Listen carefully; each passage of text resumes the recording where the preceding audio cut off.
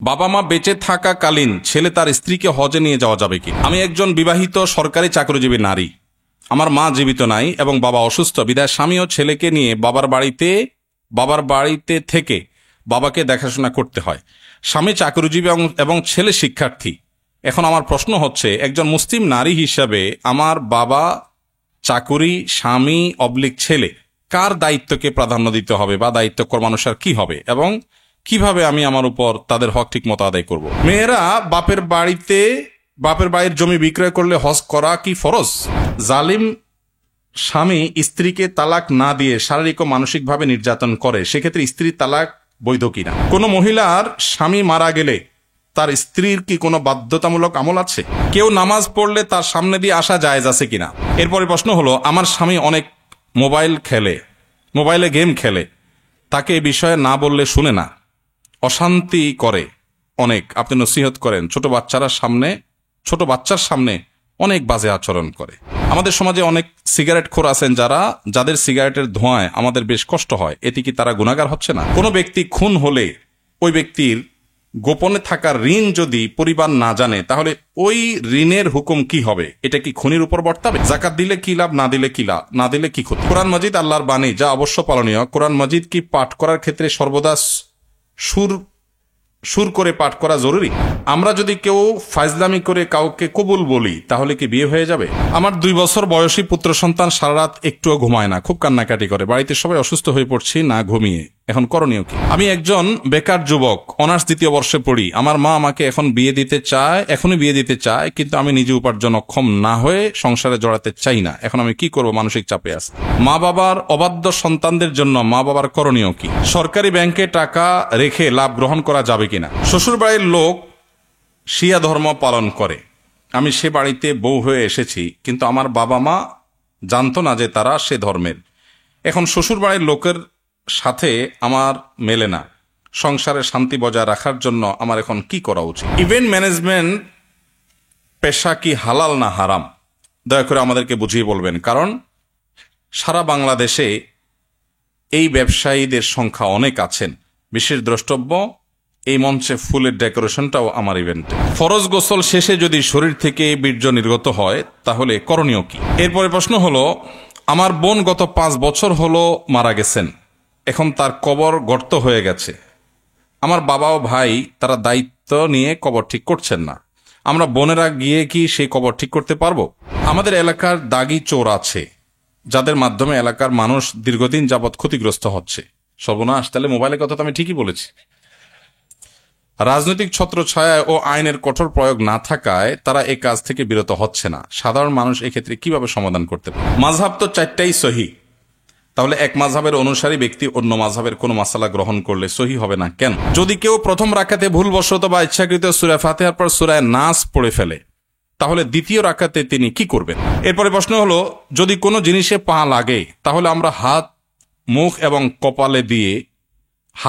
এবং কপালে দিয়ে সালাম করি, এটা ইসলামী দৃষ্টিতে কেমন? এরপরে প্রশ্ন হলো, মানুষ যখন মানসিকভাবে অনেক বিষণ্ণ হয়ে পড়ে, তখন প্রফেশনাল সাইকোলজিস্টের কাছে কাউন্সিলিং করানোর জন্য যায়, এতে ইসলামে কোনো বিধিনিষেধ আছে কিনা? থাকলে কি ধরনের? একজন মুমিন মুসলমান ব্যক্তির আচরণ তার পরিবারের প্রতি কেমন হওয়া উচিত? স্বামী স্ত্রীর প্রতি এবং সন্তান পিতামাতার প্রতি কেমন হওয়া উচিত, যদি ব্যাখ্যা করা সম্ভব হয়? বদলি হজ করার ক্ষেত্রে বদলি হজ করার পূর্বে যিনি বদলি হজ করবেন তার নিজের হজ করা কি আবশ্যক? বদলি হজের নিয়ম। আমি কোহিনুর বেগম, বয়স 69। আমার স্বামী দীর্ঘ 27 বছর আমার খোঁজ খবর নেন না। তিনি আবার বিবাহ করেছেন। আমার দুশ্চিন্তার কারণ, আমার পরকালের হিসাবের ক্ষেত্রে আমার স্বামী ও সংসারের জন্য আমার গুনাহ হতে হচ্ছে কি না? আমাকে মাসলাটা বলে দিলে আল্লাহর কাছে মাপ চেয়ে আমল করে মৃত্যুর জন্য প্রস্তুতি নিতে পারতাম। আহা, কত প্যাথেটিক প্রশ্ন, চিন্তা করেন।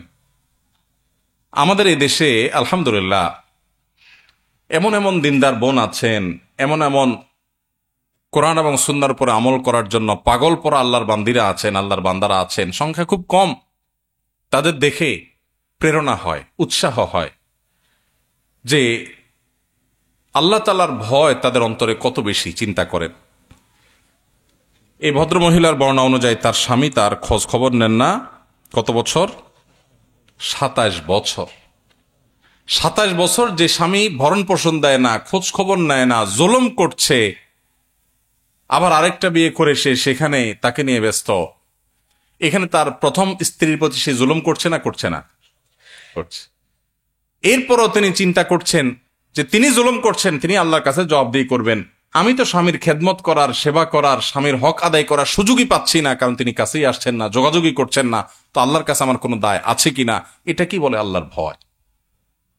এই বোনকে আমরা আশ্বস্ত করতে চাই, যে স্বামী এরকম অমানুষ, যে স্বামী এরকম জালিম, যে স্বামী স্ত্রীর হক আদায় করে না, ওই স্বামীর আপনি কোনো খেদমত করছেন না, করার সুযোগ পাচ্ছেন না, এর জন্য আল্লাহর কাছে আপনার কোনো দায় নাই। কারণ আল্লাহ তাআলা বলেছেন কোরআনে, লা ইউকাল্লিফুল্লাহু নাফসান ইল্লা ওয়াসআহা, সাধ্যের বাইরে আল্লাহ তাআলা কাউকে কোনো কিছু চাপিয়ে দেন না। যেহেতু তিনি আসছেন না, খোঁজ খবর নিচ্ছেন না, হক আদায় করছেন না, আপনার সেখানে তার হক আদায় করার কোনো অপশনই নাই, সুযোগই নাই। অতএব আল্লাহর কাছে আপনার কোনো দায় নাই, কোনো জবাবদিহিতা নাই। আপনি আল্লাহর কাছে এর জন্য পাকড়াওর শিকার হবেন না। তবে আপনার অন্তরে আল্লাহর যে ভয় আছে, এটা আপনার অ্যাসেট, এটা আপনার মূল্যবান সম্পদ, এটা আপনাকে ধারণ করতে হবে। প্রতিটা কাজের ক্ষেত্রে আল্লাহর সামনে দাঁড়াতে হবে, আল্লাহর সামনে দাঁড়াতে হবে, আল্লাহর সামনে জবাবদিহি করতে হবে। এই জবাবদিহিতার বোধ যদি অন্তরে জাগ্রত হয়, এই চেতনার নাম তাকওয়া। আর এই তাকওয়া সম্পর্কে আল্লাহ বলেছেন, ওয়াল আকিবাতু লিত্তাকওয়া, শেষ হাসি হাসবে মুত্তাকিরা। দুনিয়াতে মানুষ, বহু মানুষ হাসবে, ক্ষমতা দখল করে হাসবে, চেয়ার পেয়ে হাসবে, ব্যবসা বাণিজ্যে ভালো করে হাসবে, সুনাম সুখ্যাতি অর্জন করে হাসবে, দুনিয়ার সাকসেস পদচুম্বন করার পর হাসবে। এই হাসির পরে কান্না আসতেও পারে যদি সে জাহান্নামী হয়। কিন্তু ফামান যুহজিহা আনিন নারি ওয়া উদখিলাল জান্নাহ, আল্লাহ বলেছেন, যে ব্যক্তিকে পরওয়ানা শোনানো হবে জাহান্নাম থেকে, যাকে সরিয়ে জান্নাতে ঘোষণা দেয়া হবে, ফাকাদ ফাজ, এ চূড়ান্ত সফল হয়ে গেল। এই ব্যক্তিকে আর কখনো ব্যর্থতার গ্লানি পোহাতে হবে না, তার কোনো শঙ্কা থাকবে না। পৃথিবীর সবচেয়ে বড় ক্ষমতাধর যে, তারও ভয় আছে কখন ক্ষমতা চলে যায়, কিন্তু জান্নাতের কোনো ভয় থাকবে না, কারণ তারপরে আর কোনো দুঃখ দুর্দশা কোনোদিন তাকে স্পর্শ করবে না। তো আমার বোন, তাকওয়া তো এটাকেই বলে, অন্তরে অবস্থিত যার আল্লাহর ভয় তাকে নিয়ন্ত্রণ করে, সে কি করবে কি করবে না এটা ডিসিশন মেক করে, তার সেই চেতনা, এটার নাম তাকওয়া। আল্লাহ বলেছেন, এই তাকওয়া যার আছে, শেষ হাসি সেই হাসবে, সে হাসির পরে আর কখনো কান্না আসবে না। আর আল্লাহ বলেছেন, জান্নাত সম্পর্কে উইদ্দাতিল মুত্তাকিন, মুত্তাকিদের জন্যই তৈরি হয়েছে। কোরআনেও আল্লাহ শুরুতে বলেছেন হুদাল লিল মুত্তাকিনে, কোরআনও আল্লাহ তাআলা উপকারী করবেন মুত্তাকিদের জন্য। আল্লাহ আমাদের অন্তরে আল্লাহর ভয় লালন করার তৌফিক নসিব করুন। এই বোনের সেই জালেম স্বামীকে আল্লাহ তাআলা হেদায়েত দান করুন। অনেক অমানুষ স্বামী আছে এরকম, এক বিয়ে করে বউয়ের ভরণ পোষণ দেওয়ার খোঁজ খবর নাই, আরেক বিয়ে করছে, তার জন্য এই দ্বিতীয় বিয়ে করাটা হারাম। যেই দ্বিতীয় বিয়ে তাকে প্রথম স্ত্রীর অধিকার আদায় থেকে দূরে সরিয়ে রাখে, বহু অমানুষ আছে, আছে না নাই? যে প্রথম বিয়ে করে সেখানে বাচ্চা কাচ্চা হয়েছে বা হয় নাই, কিছুদিন পরে সে যে আরেক বিয়ে করে সেই স্ত্রী নিয়ে, সেই সংসার নিয়ে সে এঙ্গেজ আছে, প্রথম স্বামীর খোঁজ খবরও নিচ্ছে না। আল্লাহ সুবহানাহু ওয়া তাআলা পরিষ্কার ভাবে কোরআন নির্দেশ করেছেন, ওয়াশিরুহুন্না বিল মারুফ, তোমরা তোমাদের স্ত্রীদের সাথে বসবাস করবে সুন্দরভাবে, যথাযথভাবে, উত্তম রূপে। অমানুষের মতো খোঁজ খবর নিলে না, ভরণ পোষণ দিলে না, আবার তাদেরকে তোমরা তালাকও দিলে না। যদি তালাক দাও, সে অন্যত্র বিয়ে বসতে পারে, অবশ্য কোনো যৌক্তিক কারণ ছাড়া তালাক দিলে সেটা আরেকটা গুনাহের কারণ হবে। আল্লাহ তাআলা আমাদের সবাইকে পরস্পরের হক আদায় করার গুরুত্ব বুঝার তৌফিক নসিব করুন। আর আমার এই বোন সহ যে সমস্ত মায়েরা, বোনেরা এরকম মনোবেদনায় আছেন, সাংসারিক জীবনে কষ্টে আছেন, আল্লাহ তাআলা তাদের কষ্টগুলোকে লাঘব করার তৌফিক নসিব করুন। এই বোনগুলো কখনো যদি আমাদের কাছে আসে, অনেক সময় অফিসে আসে, বলেন, ভাই অনেক দুঃখ, স্বামীটা অমানুষ, অমুক অমানুষ, তমুক অমানুষ। আমি বোঝানোর চেষ্টা করি, ফেরাউনের স্ত্রী আসিয়ার চাইতে বেশি আপনি মাজলুমা না। আপনি যত কষ্টই করেন না কেন, ফেরাউনের স্ত্রীকে, আসিয়াকে ফেরাউন নিজে হাতে তিলে তিলে হত্যা করেছে। আপনার স্বামী আপনাকে অত কষ্ট দেয়নি, তিলে তিলে আপনাকে খুন করতে যায়নি। সে হয়তো আপনার হক আদায় করেনি, সে হয়তো আপনাকে কেয়ার করেনি। জান্নাত কিসের বিনিময়ে পাবেন? এই সমস্ত স্যাক্রিফাইসের বিনিময়ই তো। ঈমান আমল ঠিক রেখেছেন, এসব কষ্ট সহ্য করেছেন আল্লাহর জন্য, নিজে অন্যায় অপরাধ করেন নাই, বাস এর বিনিময়ে জান্নাত পাবেন। আর যদি মনে করেন স্বামী বেটা বেশি 2 নম্বরই করেছে, যাই আজকেই উকিলের সাথে কথা বলে মিথ্যা যৌতুকের মামলা দিয়া তারে 14 গোষ্ঠীর হয়রানি করব। সব হবে না গুনাহ হবে? এ কামও অনেক মহিলারা করে। আল্লাহ তাআলা আমাদেরকে অন্যের অধিকার নষ্ট করার আগে 10 বার যেন আল্লাহর ভয় অন্তরে আমরা জাগ্রত করতে পারি, সেই তৌফিক দান করুন। আমি একজন বিবাহিত সরকারি চাকরিজীবী নারী। আমার মা জীবিত নাই এবং বাবা অসুস্থ, বিধায় স্বামী ও ছেলেকে নিয়ে বাবার বাড়িতে থেকে বাবাকে দেখাশোনা করতে হয়। স্বামী চাকরিজীবী এবং ছেলে শিক্ষার্থী। এখন আমার প্রশ্ন হচ্ছে, একজন মুসলিম নারী হিসাবে আমার বাবা চাকুরি, স্বামী অবলিক ছেলে, কার দায়িত্বকে প্রাধান্য দিতে হবে বা দায়িত্ব কর্মানুসার কি হবে, এবং কিভাবে আমি আমার উপর তাদের হক ঠিক মতো আদায় করব? ভাইরা আমার, খুব গুরুত্বপূর্ণ প্রশ্ন। একজন মেয়ের উপরে, তিনি চাকরি করছেন, অফিসের হক আছে, আবার বাবা মা বেঁচে থাকলে তাদেরও হক আছে, আবার স্বামীরও হক আছে, ছেলে মেয়ের হক আছে। তিনি কোনটাকে অগ্রাধিকার দিবেন? উত্তর হলো, তিনি স্বামীর সংসার, স্বামীর হক আদায়, এটাকে অগ্রাধিকার দিবেন। আর বাবা মার জন্য ফিনান্সিয়ালি, অর্থনৈতিকভাবে যদি তাদের সাপোর্ট দেওয়া লাগে এবং তার যদি সে সক্ষমতা থাকে, তাহলে সেটাও তাকে করতে হবে। কিন্তু শারীরিক খেদমত বাবা মার করা জরুরি না। এট এ টাইম একজন মানুষের উপর দুজনে খেদমত করা জরুরি হতে পারে না। এজন্য মেয়েদের জন্য বিবাহের পরে স্বামীর খেদমত করা, স্বামীর সেবা করা, স্বামীর হক আদায় করা তার জন্য বেশি জরুরি। এবং এর পাশাপাশি তিনি যদি চাকরি করতে পারেন শরিয়া মেনটেন করে, পর্দা মেনটেন করে, বহু যদির পর সেটা জায়েজ হতে পারে যদি তার মূলটা ঠিক রেখে করতে পারেন। অনেক বোনরা আছেন টাকার কামাই করার মজা পেয়ে গেছেন, তারা এটাতে লেগে গেছেন, কিসের স্বামীর হক, কিসের সন্তানের হক। আবার অনেকে ওয়াজ নসিহত করার মজা পেয়ে গেছেন মহিলাদের মধ্যে। এক ধরনের তবলিগ বাইর হয়েছে, স্বামী নাই, অভিভাবক নাই, এক জেলাতে আরেক জায়গায় তবলিগ করতে চলে যাচ্ছে। আছে না নাই? এটার নাম কি তালিম বা নাম জানে? চারসাথী তালিম, আরো কি কি। এগুলা পরিষ্কার হারাম কাজ এবং শরিয়া বিরোধী কাজ। দেখতে ভালো মনে হচ্ছে কিন্তু নাজায়েজ কাজ। আল্লাহ আমাদেরকে হেদায়েত দান করুন। এরপরে প্রশ্ন হলো, বাবা মা বেঁচে থাকাকালীন ছেলে তার স্ত্রীকে হজে নিয়ে যাওয়া যাবে কিনা? দেখুন, বাবা মা বেঁচে আছেন, আপনি আপনার স্ত্রীকে হজে নিয়ে গেছেন, কাজটা কি ভালো করলেন না খারাপ করলেন? সবাই বলতেছেন খারাপ করলেন। মাশাআল্লাহ, বাংলাদেশে মানুষ অবশ্য ঘরে ঘরে মুফতি আর ঘরে ঘরে ডাক্তার। অসুখ হইলেও বুদ্ধি দেওয়ার লোকের অভাব নাই, আর মাসালা তো বলার লোকের কোনো অভাবই নাই। মাশাআল্লাহ। ভাইরা আমার, হজের ব্যাপারটা হলো, নিজের টাকা থাকলে নিজের হজ করানো ফরজ। নিজের টাকায় কাউকে হজ করানো কখনো ফরজ হবে, সেটা বাবা মাকেও না, স্ত্রীকেও না। এখন যদি নফল হজ করানোর ব্যাপার আসে, প্রসঙ্গ আসে, অবশ্যই আপনাকে আল্লাহ টাকা দিয়েছেন একজনকে নফল হজ করানোর, তো আপনি কাকে প্রায়োরিটি দিবেন? তার উত্তর হলো অবশ্যই আপনি স্ত্রীর উপরে বাবা মাকে প্রায়োরিটি দিবেন। তাহলে উত্তরটা একটু ক্লিয়ার করে বলতে হবে। আপনার নিজের উপরে যদি হজ ফরজ হয়, তাহলে আগে নিজের হজ করতে হবে। আমাদের দেশে বউয়েরই হজ করানো তো বহুত পরের কথা। অনেক ছেলে বাপ মারে হজ করানোর আগে নিজে হজ করলে গ্রামের মানুষ সমালোচনা করে, কত খারাপ ছেলে, বাপ মারে হজ না করে নিজে হজ করছে। এই সমালোচনা কি যৌক্তিক না অযৌক্তিক?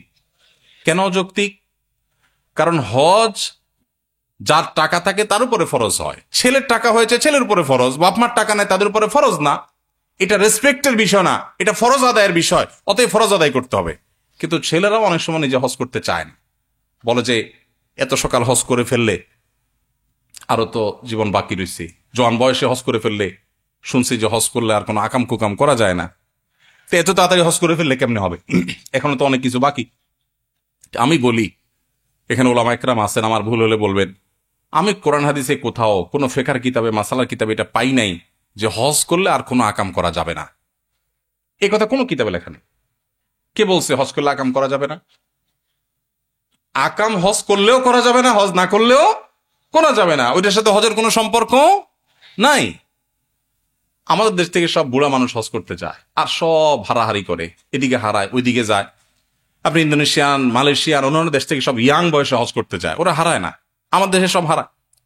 মিনাতে অনেক বছর আগের কথা, 10-12 বছর আগের কথা, এক হাজী সাহেব দেখে যে শুয়ে আছে। তখন এখনকার মতো এত সুশৃঙ্খল ছিল না, পুলিশের এত অ্যাক্টিভিটিস ছিল না। তো আমি মিনার দিকে আসলাম মুজদালেফা থেকে, আরাফাত আরাফাত থেকে মুজদালেফা রাতে যাপন করে আসছিলাম। তো ওই মুরব্বীকে দেখলাম যে একা একা শুয়ে আছে, সবাই ওইদিকে যাচ্ছে। মুরব্বীর শোয়ার স্টাইল বলতেছে উনি গত 1-2 দিন থেকে এই জায়গায় আছেন, মানে লম্বা ঘুম, এবং তার গলায় প্লাগ আছে বাংলাদেশের পতাকা দেখে চিনলাম আমার দেশি মানুষ। বৈশা ভালোর জন্য জিজ্ঞেস করলাম, বাবাজি আপনি কি আরাফাতে যান নাই, মুজদালেফা যান নাই? কয় না, আমি 2 দিন ধরে এখানে আছি বাবা। তোমাকে বলেন কি, সবাই তো চলে গেছে, আপনি যান নাই? কোন আমি যাই নাই, এখানে আছি, এই তো হজের এলাকা। তো আমি বললাম, হজ হয় নাই তো, আরাফাতে না গেলে তো হজই হবে না, ওটা ফরজ। আমার উনি ধমক দিয়া বললেন, তোমার মাথা, হজ করার নিয়ত করে আসছি, হজ হবে না, কে বলছে তোমার? আমি আর কথা না বাড়ায় দেখলাম যে যান বাসায় চলে যাই। তো বুড়া বয়সে হজ করতে গিয়ে অনেকে উল্টাপাল্টা করেন। তো জোয়ান বয়সে হজ করবেন, যাদের ফরজ হয়েছে বাবা মাকে নিয়ে করাতে পারলে আলহামদুলিল্লাহ, কিন্তু না করাতে পারলে নিজের হজ করবেন। বাবা মারা মুরব্বীরা যারা আছেন উল্টাপাল্টা বদদোয়া দিবেন না, ভুল বুঝবেন না যে ছেলে নিজে হজ করলো আমারে করালো না। তার উপরে ফরজ হয়েছে সে করবে, তার যদি আল্লাহ টাকা বেশি দেয় তো নিজেও করবে, বাপ মাকেও নিয়ে যাবে, সেটা ভিন্ন কথা। কিন্তু না থাকলে তারটা আগে করতে হবে, যেহেতু তারটা ফরজ হয়েছে, আপনার টাকা নিয়ে আপনার উপর ফরজ না। এটা রেসপেক্টের বিষয় না। মেয়েরা বাপের বাড়ির জমি বিক্রয় করলে হজ করা কি ফরজ? বাপের বাড়ির জমি বিক্রি করলে মেয়েদের উপর হজ ফরজ কিনা বলেন, উত্তর দেন। মুফতি তো আপনারা সবাই, একটু আগে তো দিলে, এখন আর দিবেন না। দেখুন, বাবার বাড়ির জমি বিক্রি করে সম্পদের ভাগ পাইছেন কোন মেয়ে, যদি সেই টাকা দিয়ে তিনি হজ করতে পারেন, মেয়েদের হজ ফরজ হওয়ার জন্য 2 জনের হজের টাকা থাকা লাগে, নিজের এবং মাহরামের। তার মানে এখন বর্তমান বাজার অনুযায়ী যদি 6 লাখ টাকা লাগে হজ করতে, তাহলে 12 লাখ টাকার মালিক হলে হজ ফরজ হয়। এখন যদি বাবার বাড়ি থেকে যেই জমি পাইছেন ওইটার ভ্যালু 12 লাখ হয়, তাহলে আপনার উপর হজ ফরজ।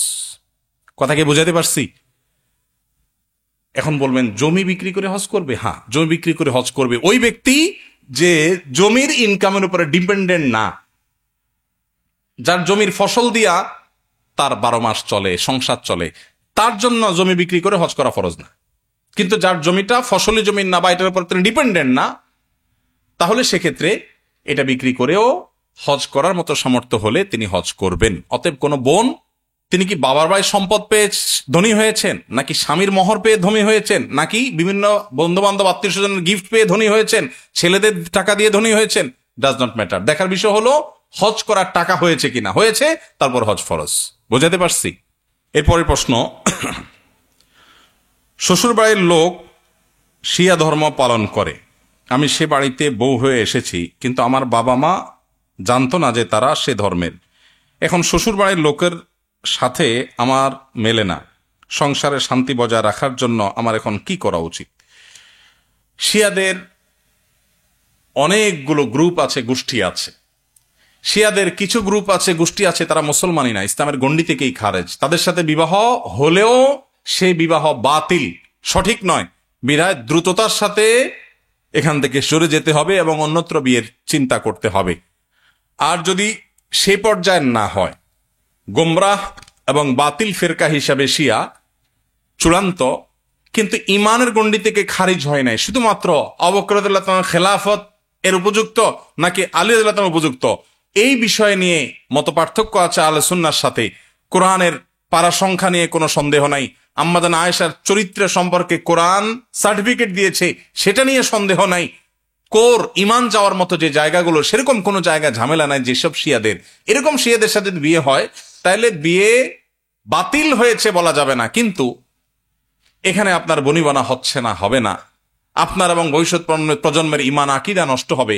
অতএব আপনি আপনার অভিভাবকদেরকে এখন আর লুকাবার সুযোগ নেই, তাদের সাথে আলাপ আলোচনা করে বিবাহ বিচ্ছেদের এখানে উদ্যোগ গ্রহণ করতে হবে, যদি তাদের হেদায়েতের আশা করা না যায়। আপনার প্রশ্ন থেকে বোঝা গেছে যে আপনি জুলুমে আছেন, আল্লাহ তাআলা আপনাকে উদ্ধার করুন। এরপরের প্রশ্ন হলো, ইভেন্ট ম্যানেজমেন্ট পেশা কি হালাল না হারাম? দয়া করে আমাদেরকে বুঝিয়ে বলবেন, কারণ সারা বাংলাদেশে এই ব্যবসায়ীদের সংখ্যা অনেক আছেন। বিশেষ দ্রষ্টব্য, এই মঞ্চে ফুলের ডেকোরেশনটাও আমার ইভেন্টের। ইভেন্ট ম্যানেজমেন্ট মৌলিকভাবে এটা কোনো খারাপ কিছু না, মৌলিকভাবে এটা হারাম কোনো পেশা না। এটা নির্ভর করবে মূলত আপনার ইভেন্টের উপর, আপনি কোন ইভেন্টে ম্যানেজমেন্ট করছেন। আপনি একটা মাহফিলের ইভেন্ট ম্যানেজমেন্ট, এটা একটা ইভেন্ট, এটা একটা আয়োজন, এটার ম্যানেজমেন্ট করেছেন, আপনি কোনো খারাপ কাজ করেন নাই। এখানে আপনি সার্ভিস দিয়ে টাকা পয়সা নেবেন, সম্পূর্ণ হালাল, কোনো অসুবিধা নেই। একটা কোম্পানির কোনো বাণিজ্যিক কোনো ফেয়ার হবে, অনুষ্ঠান হবে, সেখানে আপনি ইভেন্ট ম্যানেজমেন্ট করেছেন, হারাম কোনো কিছু নাই, তাহলে সেক্ষেত্রে আপনার কোনো দায় নাই। মুশকিল হলো ইভেন্ট ম্যানেজমেন্ট রিলেটেড ব্যবসা যারা করেন তাদের বেশিরভাগ কাজ করতে হয় বিয়ে শাদী কেন্দ্রিক। আর বিয়ে শাদীকে কেন্দ্র করে আজকাল যে সমস্ত অনাচার হয়, 2 নাম্বারই হয়, গুনাহ হয়, পাপাচার হয়, সেগুলো দিনের আলো মতো পরিষ্কার। আপনি যদি জানতে পারেন যে ইভেন্টের ম্যানেজমেন্টে আপনাকে সার্ভিস দিতে হচ্ছে, ওই ইভেন্টটাই হারাম ইভেন্ট, গানের আয়োজন হবে, নাচের আয়োজন হবে, হারাম কাজের আয়োজন হবে, তাহলে সেই ইভেন্ট ম্যানেজমেন্ট করা জায়েজ হবে না। এখন আপনি বলবেন, ভাই এভাবে বেছে বেছে কি চলা যাবে? দেখুন, আপনার সামনে পথ 2টা, জান্নাত এবং জাহান্নাম। আপনাকে আগে ডিসাইড করতে হবে যে আপনি কোন পথের পথিক হবেন। জান্নাতে যদি যেতে হয়, দুনিয়ার বহু স্যাক্রিফাইস আপনাকে করতে হবে। আমরা মনে করি দুনিয়ার সব ঠিকঠাক রাখবো, আবার জান্নাতেও যাব। এত সহজ না। আপনি আল্লাহর কাছে যে জান্নাত চাইবেন, ফর হোয়াট? কিসের বিনিময়? আল্লাহকে তো বলতে পারবেন, আল্লাহ, ইভেন্ট ম্যানেজমেন্টের ব্যবসা করতে গিয়ে মানুষ কাজই পায় না, সেখানে 10টা কাজ পাইলে 8টাই বাদ দেওয়া লাগছে হারামের কারণে, 2টা দিয়া পেট পালতে অনেক কষ্ট হয়েছে, ঘর বাড়ি কিচ্ছু করতে পারি নাই, ফ্ল্যাট প্লট গাড়ি কিচ্ছু করতে পারি নাই হারাম থেকে বাঁচতে গিয়া। এই কথা আল্লাহকে বললে আল্লাহর কাছে আপনি জান্নাতের প্রত্যাশা করতে পারেন, কারণ আপনি স্যাক্রিফাইস করেছেন।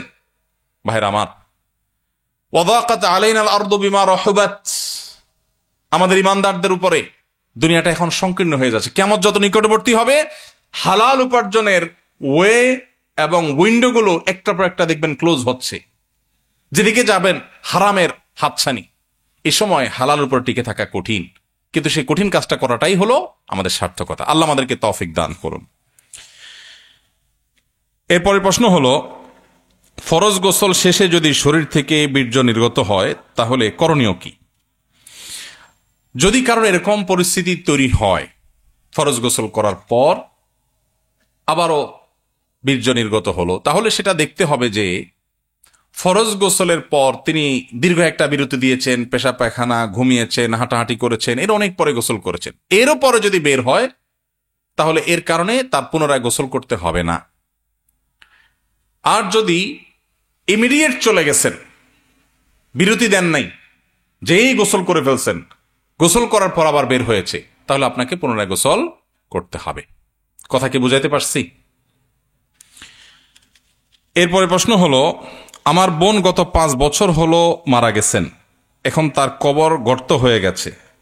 আমার বাবা ও ভাই তারা দায়িত্ব নিয়ে কবর ঠিক করছেন না, আমরা বোনেরা গিয়ে কি সেই কবর ঠিক করতে পারবো? প্রথম কথা হলো, এই দায়িত্ব বাবার এবং ভাইদের, মেয়েদের না। তারা যদি অবহেলা করে তাহলে আপনারা বোনরা যারা এটা নিয়ে কনসার্ন, আপনারা আগ্রহী হয়ে, উদ্যোগী হয়ে লোক ঠিক করবেন যারা কবর সুন্দর করে এটাকে, যে গর্ত হয়ে গেছে ওটা পূরণ করে দিবে। মানুষকে আল্লাহ তাআলা মর্যাদা দিয়েছেন। আল্লাহ বলেছেন, ওয়ালাকাদ কাররামনা বানি আদম, আমি আদম সন্তানকে মর্যাদা দিয়েছি। এই জন্য মানুষ জীবিত অবস্থায় সম্মান করতে হয়, মারা গেলেও মানুষের লাশকে সম্মান করতে হয়। এই জন্যই তো মানুষের লাশ কাটাছেড়া করা জায়েজ নাই। ভাইরা আমার, আমাদের মেডিকেল কলেজের স্টুডেন্ট ভাইরা মানব দেহের কঙ্কাল নিয়ে তাদের অনেক গবেষণা করতে হয়, স্টাডি করতে হয়। পৃথিবীর উন্নত অনেক দেশে এখন আর মানব দেহের অরিজিনাল কঙ্কাল দিয়ে তারা গবেষণা করে না, স্টুডেন্টরা পড়ালেখা করে না। তারা তার দামি প্লাস্টিক বা অন্য কোনো জিনিস দিয়ে তৈরি করে সেটা দিয়ে তারা কাজ করেন। আমাদের দেশে এখনো এই মানবতা বিরোধী এবং মানব জাতির জন্য অসম্মানজনক ভাবে এই শিক্ষাদান পাঠদান প্রক্রিয়া মেডিকেল কলেজগুলোতে আছে, এটা বন্ধ হওয়া দরকার। তো যেটা বলছিলাম, যে এইরকম পরিস্থিতি যদি হয় তাহলে সেক্ষেত্রে ইসলাম এটাকে নাজায়েজ ঘোষণা করে। এই যে পোস্টমর্টেম করি আমরা, এর যত যৌক্তিক কারণ আপনি দেখান, পরিষ্কারভাবে হাদিসে নিষেধ। নবী সাল্লাল্লাহু আলাইহি ওয়াসাল্লাম বলেছেন, কাসরু আযমিল মাইয়িতি কাকাসরিহি হাইয়া, জীবত অবস্থায় একজন মানুষের হাড্ডি ভাঙলে যেরকম গুনাহ, এই হাদিসের ব্যাখ্যা অনেক উলামা কেরাম বলেছেন, মৃত অবস্থায় কোনো লাশের সাথে সেরকম আচরণ করলে সেরকম গুনাহ। তো এই জন্য এটাকেও শরীয়ত জায়েজ বলে না। যাই হোক, তো এখন এই যে কবর গর্ত হয়ে গেছে, ভেঙে যাচ্ছে, তাহলে মানব দেহ অসম্মানজনক ভাবে কুকুরের মুখে যেতে পারে, অন্য প্রাণীর পেটে যেতে পারে, সেজন্য ওইটাকে সম্মানজনক ভাবে আবার পুনরায় মাটি টাটি দিয়ে সুন্দর করে দাফন করা, এটা পুরো এলাকাবাসীদের পুরো ফরজে কিফায়া। কেউ যদি না করে এবং লাশের অসম্মান হয় তাহলে সবাই গুনাহগার হবে। এখন জীবন প্রশ্ন করেছেন আপনার বাপ ভাই করে না, তো আপনার উদ্যোগী হয়ে কোনো পুরুষকে পয়সা করে দিয়ে এটা করবেন। আপনি নারী হিসাবে কবরস্থানে গিয়ে এটা করাটা আপনার সাথে যায় না। শরিয়ার দৃষ্টিকোণ থেকেও এটা আপনি নিজে না করে অন্য কাউকে দিয়ে করাবেন, সেটা আপনার কর্তব্য। এরপরে প্রশ্ন, আমাদের এলাকার দাগি চোর আছে যাদের মাধ্যমে এলাকার মানুষ দীর্ঘদিন যাবৎ ক্ষতিগ্রস্ত হচ্ছে। সর্বনাশ, তাহলে মোবাইলের কথা তো আমি ঠিকই বলেছি। রাজনৈতিক ছত্রছায়ায় ও আইনের কঠোর প্রয়োগ না থাকায় তারা এই কাজ থেকে বিরত হচ্ছে না। সাধারণ মানুষ এক্ষেত্রে কিভাবে সমাধান করতে পারে? এই প্রশ্ন তো জায়গা মতো আসে নাই ভাই।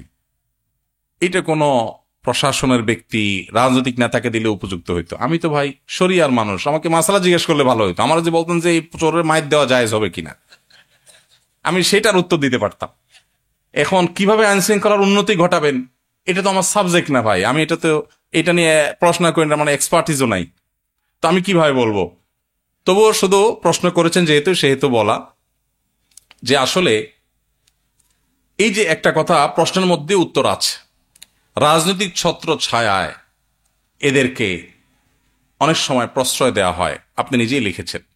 তো আমাদের দেশে যারা চোর, ডাকাত, বাটপার, দুর্নীতিবাজ, টিনচোর, গমচোর, দেশের টাকা লুটপাটকারী, বিদেশে পাচারকারী, এই মানুষগুলোকে আমরা কম বেশি চিনি না? চিনি। যদি চিনি, তাহলে কোনোভাবে যাতে তারা এই অপকর্মগুলো করতে না পারে সেজন্য আমাদের দায়িত্বশীল আচরণ করা কর্তব্য না? কিন্তু আমরা কর্তব্য আদায়ের সময় 500 টাকার নোট পাইলে বলি ভোট তোমারে দিন, ঠিক না ভাই? ঠিক।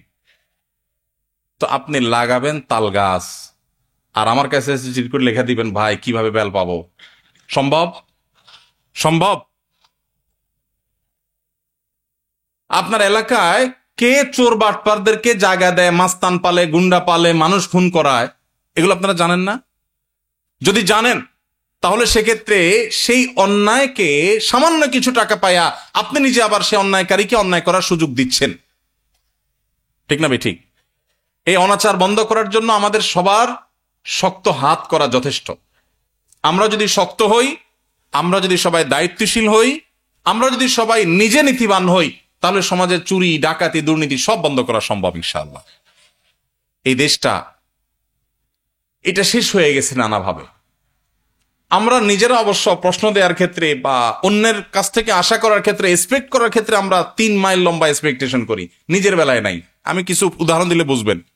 ধরেন আপনি রিকশায় যাচ্ছেন, একটা বাস পাশ দিয়ে যাচ্ছে, পানি আছে একটা গর্তে, যাওয়ার সময় ছাত করে একদম ফুল স্পিডে পানির উপর দিয়ে চাকাটা নিয়ে গেল, আপনার জামা টামা সব ময়লা পানিতে ভরে গেল। আপনি তখন কি করেন? বলেন যে আল্লাহর বান্দা ভুলে করে ফেলছে, থাক, এটা বলেন? আপনার সারা জীবনে ছোটবেলা থেকে যত গালি শিখছেন, সবচেয়ে বড় গালিটা বরাদ্দ করেন ওই লোকটার জন্য। হ্যাঁ আমার এই বেয়াদব, আর কি ভদ্র গালি হলো যদি বলেন অন্তত বেয়াদব তো বলবেনই। এরপরে বলবেন যে কিছু শিখে নাই, কত বড় অমানুষ, দেখো কিভাবে গাড়িটা চালিয়ে নিয়ে গেল, আশপাশে কিচ্ছু দেখলো না। আপনি তারে 14 গোষ্ঠী উদ্ধার করে ফেললেন, সে খারাপ খারাপ জিকির শুরু করে দিলেন। এবার আসেন, আপনি যখন ওই বাসের যাত্রী হন, আপনার যশোর থেকে মাগুরা যাওয়া লাগবে, অল্প সময়ের মধ্যে যাইতে হবে, সময় কম, বাসওয়ালা এমন টানা টানছে, যাওয়ার কথা 1 ঘন্টা 50 মিনিটে পৌঁছায় দিস।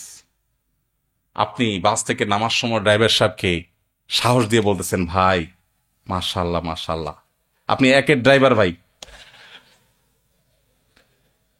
তাহলে বোঝা গেল আপনি নিজে যখন ফাঁসেন তখন ড্রাইভারের 14 গোষ্ঠী উদ্ধার করেন, আবার আপনি যখন বাসে উঠেন তখন ড্রাইভার যত যত জোরে চালায় বলেন যে বাবা মাশাআল্লাহ, এই লোকের 14 গোষ্ঠী বোধহয় কখনো বিমান চালাইছে।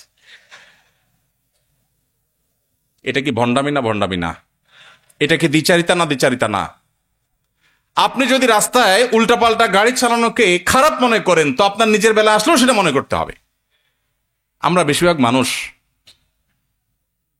এসব বিষয়গুলোতে নিজের দায়িত্বটা আমরা বোঝার চেষ্টা করি না। তো এই জন্য আমরা যখন সবাই নীতিবান হব, নীতিবান মানুষদেরকে কদর করব, আর দুর্নীতি, অপশাসন, অন্যায় অনাচারের বিরুদ্ধে না বলার জন্য মেরুদণ্ড সোজা করে দাঁড়াতে হিম্মত করব, ইনশাআল্লাহ এমনিই সমাজ থেকে অন্যায় দূর হয়ে যাবে। আল্লাহ আমাদেরকে তৌফিক দান করুন। লাগাবেন বেল গাছ আর আমার কাছে চিঠি লিখে বলবেন কিভাবে তাল আশা করা যায়, সম্ভব না। আল্লাহ আমাদেরকে তৌফিক দান করুন। মাযহাব তো চারটাই সহি, তাহলে এক মাযহাবের অনুসারী ব্যক্তি অন্য মাযহাবের কোনো মাসালা গ্রহণ করলে সহি হবে না কেন? ভাইরা আমার, কোন ব্যক্তি তিনি যদি কোরআন এবং হাদিসের দলিলের ধার বিবেচনা করতে পারেন, এই মাপের ব্যক্তি হন, তাহলে তিনি বিশেষ কোন মাসআলার ক্ষেত্রে অন্য কোন মাসআলার, অন্য কোন ফিকহের, অন্য কোন মাযহাবের মতের উপরে তিনি আমল করছেন। অনেক ইমামরা আছেন এরকম, অনেক বড় বড় ইমামরা এরকম করেছেন বিচ্ছিন্ন কোন বিষয়, সেটা প্রতি মানুষকে আহ্বান করছেন না সমাজে বিশৃঙ্খলা ভয়ে, কিন্তু নিজে আমল করছেন। কিন্তু সাধারণ মানুষ যদি এভাবে বেছে বেছে আমল করার রাস্তা গ্রহণ করে নেয়, তখন সে একটা পর্যায়ে প্রবৃত্তির পূজারী হয়ে যাবে, নফসের তাড়নায় সে সুবিধা অনুযায়ী চলবে। আমার কাছে যেমন অনেক সময় মানুষ মাসআলা জিজ্ঞাসা করতে আসে, যদি কেউ 3 তালাক দিয়ে আসছে, এখন 3 তালাকে কি 3 তালাক হয়েছে কিনা এই মাসআলা নিয়ে আসে, আমি বলি আপনি কি আহলে হাদিস নাকি হানাফি? আহলে হাদিস যদি হন তাহলে মাসালা আপনার একরকম, হানাফি হলে আপনার মাসালা আরেক রকম। যেহেতু 3 তালাক একসাথে দিলে 3 তালাক হবে, এটা জমহুর ইমামদের মত, হানাফি, শাফি, মালিকি, হাম্বলি, প্রায় সব ইমামদের মত। উলামায়ে আহলে হাদিস তাদের দৃষ্টিভঙ্গি হলো অন্য আরক কোন কোন ইমামের মতের উপর ভিত্তি করে তারা মনে করেন যে একসাথে 3 তালাক দিলে একটা পতিত হবে, 3টা হবে না। এখন আপনি মাসালা জিজ্ঞাসা করতে গেছেন, ধরেন একজন এই মাসালা জিজ্ঞাসা করতেছেন আহলে হাদিস হুজুরের কাছে, আপনি মানুষ হলেন হানাফি, কারণ আপনি জানেন যে আহলে হাদিস হুজুর 1 তালাকের ফতোয়া দিবে, তাহলে আপনি আবার ঘর করতে পারবেন। এই চান্স নেওয়ার জন্য আপনি গেলেন, এটা হয় কি হয় না? ঠিক এর বিপরীতটাও হয়। আহলে হাদিস ফ্যামিলির ছেলে মেয়ে হাতে হাত ধরে পালায় বিয়ে করছে, মেয়ের বাবার পারমিশন নাই, খোঁজ খবর নাই, চুরি করে বিয়ে করছে। এবার মাসালা জিজ্ঞেস করতে আসে হানাফি হুজুরের কাছে, হুজুর বিয়ে হয়েছে কিনা? কারণ হানাফি মাযহাব অনুযায়ী বিয়ে হয়ে যায়, কিন্তু উলামায়ে আহলে হাদিস এর মত হলো বিয়ে হবে না। তো এইভাবে মানুষ সুবিধা অনুযায়ী মাসআলা নেওয়া শুরু করলে তখন কোরআন হাদিসের অনুসরণ হবে না, নফসের পূজা হবে। এই নফসের পূজা করলে তখন নাজাত মিলবে না, জাহান্নামে যেতে হবে। সুবিধা অনুযায়ী যদি কেউ মাসআলা এরকম বাছাই বাছাই করে আমল করে, এই রাস্তাটা খোলার বিরাট আশঙ্কা আছে, সেজন্য মূলত উলামায়ে কেরাম নিষেধ করেন। এরপরে প্রশ্ন হলো, যদি কেউ প্রথম রাকাতে ভুলবশত বা ইচ্ছাকৃত সূরা ফাতিহার পর সূরা নাস পড়ে ফেলে, তাহলে দ্বিতীয় রাকাতে তিনি কি করবেন? বিরাট জটিল প্রশ্ন। প্রথম রাকাতে সূরা নাস পড়ে ফেলছেন, সূরা নাসের পরে সূরাটার নাম কি? পরে কোন সূরা আছে আর নাই? তো শেষ রাকাতে, প্রথম রাকাতেই যদি কুল আউযু বিরাব্বিন নাস পড়েন, তাহলে দ্বিতীয় রাকাতে পরে আর সূরা নাই, দ্বিতীয় নামাজে কোন দিক যাবে? সূরার ধারাবাহিকতা রক্ষা করা সুন্নাহ। নামাজের মধ্যে সূরার ধারাবাহিকতা রক্ষা করতে হয়। আপনি আগে ফালাক পড়লে পরে নাস পড়বেন। এখন নাসে যদি আগে পড়ে ফেলেন তো পরে তো আর কিচ্ছু নাই, কি করবেন? এর উত্তর হলো দ্বিতীয় রাকাতে আবারও সূরা নাস পড়বেন, এবং এর কারণে আপনার কোনো গুনাহ হবে না, যেহেতু আপনার অনিচ্ছাকৃত হয়ে গেছে। কিন্তু ইচ্ছাকৃতভাবে যদি এই কাজ করেন তাহলে মাকরুহ হবে, তাও নামাজ হয়ে যাবে, নামাজটা ত্রুটিপূর্ণ হবে, নামাজটা একটা ত্রুটিযুক্ত হয়ে গেল, মাকরুহ হয়ে গেল। অতএব যদি কেউ প্রথম রাকাতে কোনো কারণে সূরা নাস পড়ে ফেলেন, দ্বিতীয় রাকাতে আবার তিনি সূরা নাস পড়বেন। যদি সূরা নাস না পড়ে এদিককার কোন সূরা পড়েন, সূরা ফালাক বা অন্য কোনটা, তাতেও নামাজ হয়ে যাবে, নামাজ হবে না, ব্যাপারটা সেরকম না। কিন্তু ধারাবাহিকতা মেনটেন করে নামাজ পড়াটা উচিত এবং কর্তব্য, সুন্নাহ, সেটা লক্ষ্য করে করতে হবে। ইচ্ছার বাইরে হয়ে গেছে, অজান্তে হয়ে গেছে, সেটা ভিন্ন বিষয়। এরপরে প্রশ্ন হলো, যদি কোনো জিনিসে পা লাগে তাহলে আমরা হাত মুখে এবং কপালে দিয়ে সালাম করি, এটা ইসলামী দৃষ্টিতে কেমন? এটা আমাদের দেশে বেশ প্রচলিত আছে। কারোর গায়ে পাও লাগছে তো আমরা তার গায়ে হাত দিয়ে স্পর্শ করে বুকে লাগাই, মুখে লাগাই, এরকম কোন সম্মানিত কোন বস্তু মনে হলো বইয়ের মধ্যে পা লাগছে, আমরা এই কাজ করি। এটা সঠিক কিনা? উত্তর হলো যে কোন ব্যক্তি তার গায়ে পাও লাগাটা আমাদের সমাজে একটা দোষণীয় ব্যাপার, এটাকে মানুষ অসম্মানের মনে করে। এখন এ ভাই আছেন, মুরব্বী আছেন, উনি আছেন, এক মুসলমান অন্য মুসলমানকে সম্মান করবে না অসম্মান করবে? সম্মান করবে। এখন পাও দিয়ে টাচ করলে সেটা যেহেতু অসম্মান হয়, আমাদের সমাজে সম্মান অসম্মানের ভাষাটা কিন্তু আবার ভ্যারি করে সমাজের উপরে। সব সমাজে সব আচরণ সম্মানের না, সব আচরণ অসম্মানের না। যেমন আমি একটু উদাহরণ দিলে বুঝে আসবে আপনাদের। আমি সৌদি আরবে ছিলাম, বিভিন্ন দেশে মানুষের সাথে মিশেছি সেই সুবাদে। তো ইন্ডিয়ান মানুষদের মধ্যে, ইন্ডিয়ান কিছু কেরালা, তামিল, ওই সমস্ত এলাকা মানুষদের মধ্যে একটা কালচার বেশি আছে। ইন্ডিয়ার অন্যান্য অঞ্চলেও আছে, কিন্তু ওরা বেশি করে।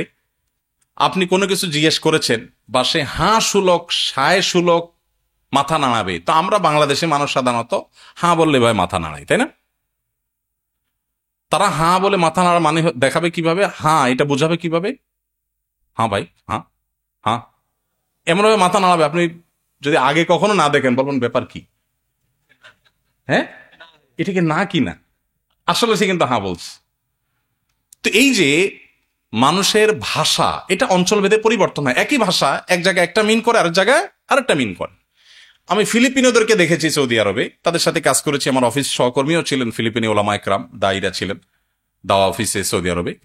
তো ফিলিপিনিরা, তাদেরকে যদি আপনি জিজ্ঞেস করেন ভাত খাইছো কিনা, তারা জবাব দিবে কি আপনি জানেন?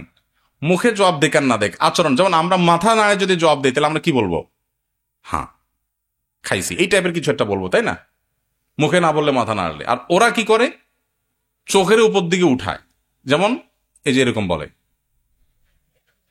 আমাদের যদি কাউকে জিজ্ঞেস করা হয় ভাই ভাত খাইছো, আর ও যদি এরকম চোখ ঘোরায়, মায়ের খাওয়ার উপক্রম হবে না? জিজ্ঞেস করলাম তুমি ভাত খাইছো কিনা, ভালো কথা বললাম, তুমি তো চোখ বড় বড় করতেছো। তাহলে যেই জিনিসটা তাদের কাছে হাঁ সূচক, সেটাই আমাদের কাছে আয়েব সূচক। এই জন্য বলা হয় এক এলাকার গালি আরেক এলাকার। এই জন্য শরিয়ার নির্দেশনা অনুযায়ী মানুষকে সম্মান করতে হবে। এখন পাও লাগাটা আমাদের এলাকাতে এটা আয়েবের, অসম্মানের। কাউকে অসম্মান করতে হলে পাও দিয়া তাকে টাচ করা হয়। আরবের মানুষের কাছে এটা কিন্তু আয়েবের না। বিভিন্ন হাদিস পাওয়া যায় যে নবী করিম সাল্লাল্লাহু আলাইহি সাল্লাম কেউ শুয়ে আছেন, ডাকবেন, তো পাও দিয়া ডাকছেন। এখনো আরবদের মধ্যে একটা ট্র্যাডিশন আছে, দেখবেন পাও দিয়া ডাকা হয়। কেউ হারাম শরীফে যদি যেয়ে থাকেন মক্কা মদিনায়, দেখবেন চিত হয়ে শুয়েছেন মসজিদে, হয়তো আরো জন এসে আপনারা ডাকবে। তো আমার দেশে তো সুন্দর করে হাত ধরে বলবে ভাই উঠেন। আর ওদের হলো নিয়ম হলো এরকম টাও দিয়ে পাও দিয়ে আপনারা গুতা শুরু করবে। আপনি যেন কত বড় বেয়াদব, হারাম শরীফে মানুষকে লাত্তি মারতেছে, কিন্তু এটা তাদের কালচার। তো আমাদের সমাজে যেহেতু এটা দোষণীয় এবং অসম্মানের, সম্মান করতে হবে। সম্মান প্রকাশের ভাষা এক এক এলাকায় এক এক ভাবে হয়। সো পাও যদি লেগে, তাহলে পাও লাগার কারণে তিনি অসম্মানিত বোধ করতে পারেন। আমি তাকে হাত দিয়ে বোঝানোর চেষ্টা করি, আমি কিন্তু ইচ্ছাকৃত আপনাকে পাও দেই নাই, এটা ভুলে লেগে গেছে, জাস্ট এটা একটা ইঙ্গিতের ভাষা। অতএব এভাবে যদি তাকে হাত স্পর্শ করে বোঝানো হয় যে আপনি আমার বুকের আছেন, আমি আপনাকে ইচ্ছাকৃত লাথি মারি নাই বা পাও লাগাই নাই, তো এটা নাজায়েজ কিছু না। এটা নিয়ে অনেকে অনেক বড় করে ফেলেন, আরে না এটা তো শরীয়তে নাই, এভাবে বুকে হাত দিবেন কেন, মাথায় হাত দিবেন কেন। এটা মূলত একটা আচরণগত ইঙ্গিতের ভাষা।